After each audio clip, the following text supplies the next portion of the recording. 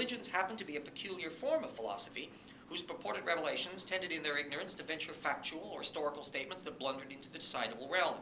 Just as sacrificing people to Quetzalcoatl to sustain terrestrial rotation is a refutable idea, so is the Book of Mormon's pre-Columbian pseudo-history, or the literal flood of Ken Ham's Answers in Genesis Christianity, where herbivorous tyrannosaurs nap with Noah's children on the ark.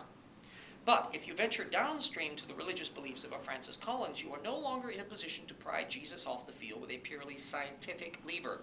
Wrong he may well be, and I think he is, but not for decidable reasons. And the same caveat applies to any religious system whose doctrines avoid leaking over the boundary into decidable questions. On the other side, we must also remember that science is not a natural way for people to think.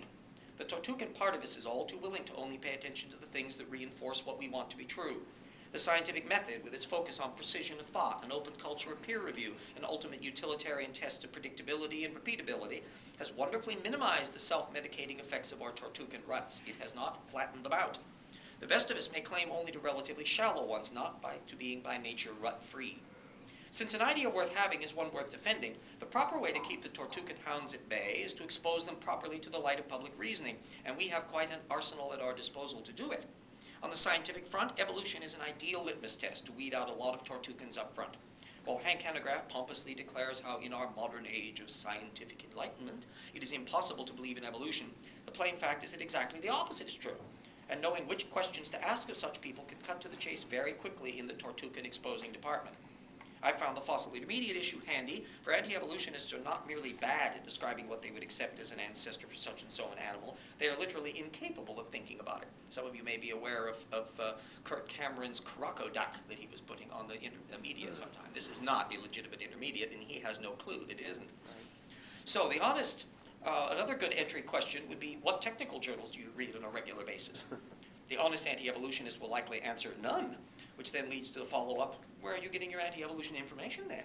Odds are they are simply repeating the claims of others and have never got within 100 miles of reading any of the relevant technical citations themselves. You can show that by one more question. Did you ever check up on your sources to see if they were right?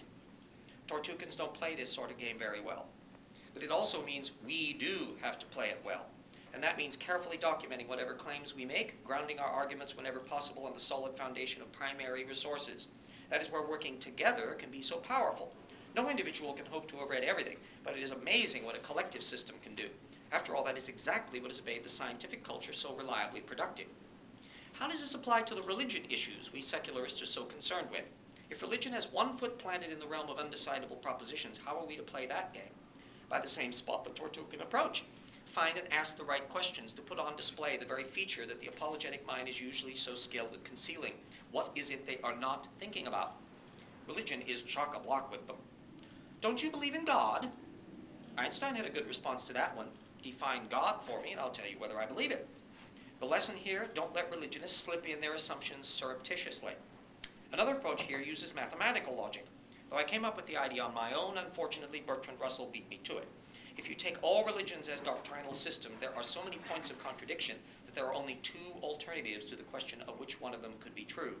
Either one is, or none. Thus, the Buddhist worldview cannot simultaneously be true if Jesus is also the incarnate Son of God the Father.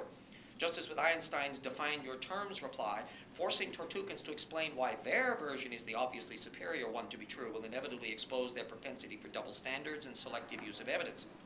And should the Tortucan apologist up the ante and demand, if you don't believe in God, then what about morality? Well, here again we have those dusty old philosophers treading the ground ahead of us. Plato pulled the rug out from under that one. The Platonic dilemma concerns from where God gets that morality. If moral means only what God tells you it is, and Plato was talking pre-Christian God here, so the issue is far more general than God of Abraham issues, then such a morality isn't necessarily moral at all. It's just divine command. In order for that morality to actually be moral, it has to be so in terms of an absolute standard. The savvy Christian apologist will probably be nodding in agreement, at which point you drop the axe. If the morality that God is affirming is true in that way, then the truth of that absolute morality has to exist independently of God. Otherwise, it's just a command morality again. Now, Plato found an escape valve here, which Christians can use too. Namely, that somehow or other God is inherently good and can't help but affirming the right thing. A perfectly legitimate dodge philosophically, an undecidable issue, by the way. But it also leaves the barn door wide open for secular moralists to take up the absolute morality high ground themselves. For secular moralists only require one undecidable assumption, that an absolute morality exists, where the Christian requires three. That first one, and the existence of their God, and so defining its nature to end up on the good side. This new brand of secular moralism is starting to gain some traction, incidentally, such as Dacey's The Secular Conscience, with roots spreading back through John Stuart Mill to the incendiary atheist Jew Spinoza back in the 17th century. Approaching such issues with the recognition that your opponent is likely a Tortucan, though, channels the logic into an even tighter track whereby the point is always to demonstrate to others that the opponent is a Tortucan. Supposing your Christian apologist knows their game, they may be more than willing to pull a Garrett Hardin and impale themselves even farther by lunging in, okay, smarty pants, where are you getting your absolute morality from? Isn't yours just the whim of man, sinful fallen man at that? Hardly. Both of us have lists of supposedly moral things. Mine is consciously reasoned out and defended by conscience and consequence. Yours, by contrast, was one you nipped off ready-made from a website. A really old one, by the way, pre-computer, as it happens. Both of us ought to defend the morality of our list, shouldn't we? My secular morality list, grounded on concepts of universal reciprocity and fairness, the do unto others things, has slavery as a bad idea. Your biblical one doesn't have a problem with slavery, though. How is that? Isn't slavery not actually wrong? Jump into Exodus chapter 21 to see what I mean. And then there's this witch-killing rule in Exodus 22:18. Oh yes, and those recurring acts of genocide from Joshua 6:21. And they utterly destroyed all that was in the city, both man and woman, young and old, and ox, sheep, and ass with the edge of the sword. To Numbers chapters 31 and 32, reporting how, after the defeat of the Midianites, Moses ordered all of their male children and non-virginal women killed. The 32,000 virgins were prudently retained as captives.